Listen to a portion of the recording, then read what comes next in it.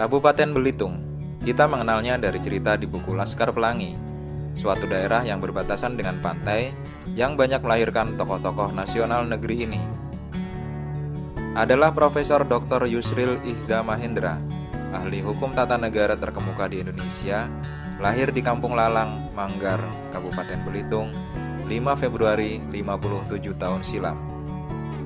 Kampung Lalang Manggar, tempat Yusril menghabiskan masa kecilnya, adalah sebuah kampung yang berbatasan dengan pantai, di mana sebagian besar penduduknya berprofesi sebagai nelayan.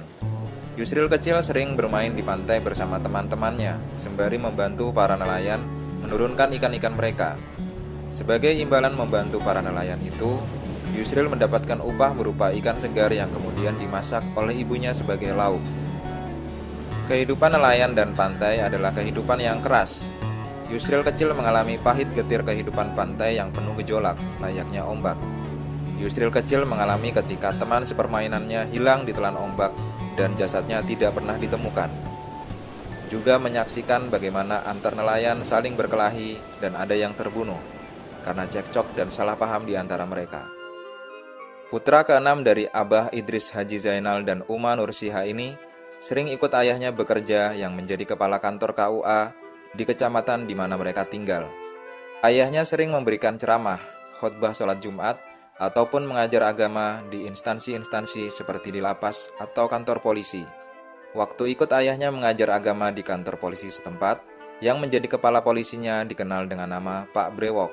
Pak Brewok adalah sebutan bagi Abdullah Paloh, ayahanda dari seorang yang sekarang kita kenal sebagai politisi dan pemilik bisnis media, Surya Paloh. Yusril kecil bersama 10 saudara kandungnya yang lain hidup dalam kesederhanaan dan keprihatinan.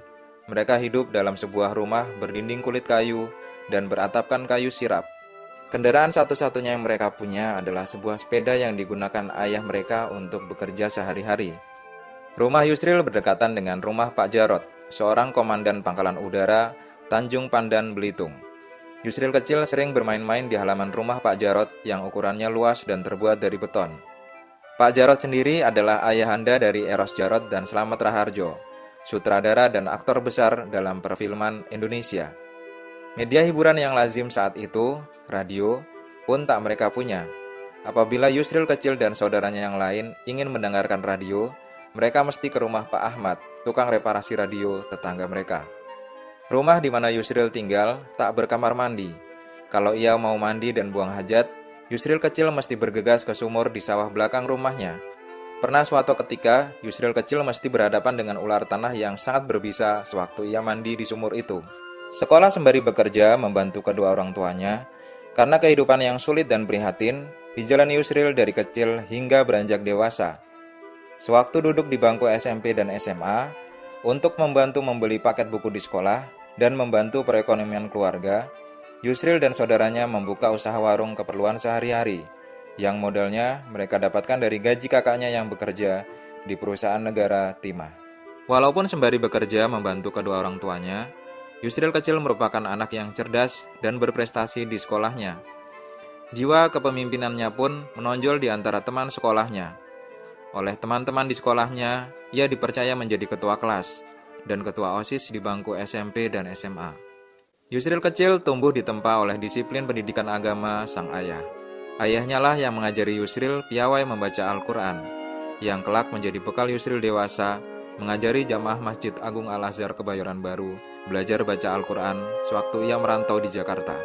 Abah Idris Haji Zainal sang ayah pula lah yang menulari Yusril kecil gemar membaca dan menjadi kutu buku.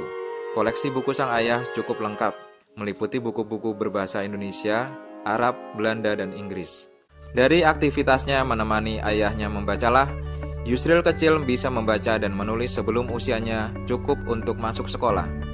Pengaruh keagamaan sang ayah cukup kuat pada diri Yusril. Pandangan keislaman sang ayah yang modern dan rasional menular pada pemikiran Yusril kemudian. Ayahnya yang selalu menjadi rujukan masyarakat untuk masalah-masalah hukum dan keagamaan mendorong minat Yusril untuk mendalami ilmu hukum dan mengantarnya kemudian menjadi ahli hukum terkemuka di negeri ini.